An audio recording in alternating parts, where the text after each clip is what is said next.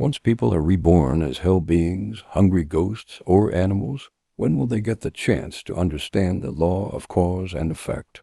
We should reflect on this. Will I fall into one of the three lower realms?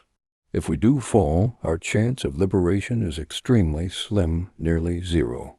Now that we have a precious human birth, we must seize this opportunity. Otherwise, if we make a big mistake due to an impulsive wrong decision, it will be too late for regret. Think further. Nothing other than the Dharma can truly liberate all beings from suffering.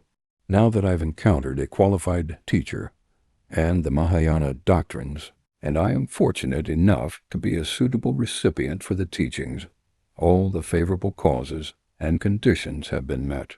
Therefore, I must devote myself to hearing, contemplating, and meditating on Mahayana Buddhism, which can uproot the causes of samsara. This is not driven by pursuing my own happiness or fame. Instead, it is motivated by the wish to lead all sentient beings, my parents of this life and past lives who are tormented by the miseries of the 6 realms, to the state of Buddhahood, thus freeing them from karmic debts, habitual patterns, and the sufferings of samsara.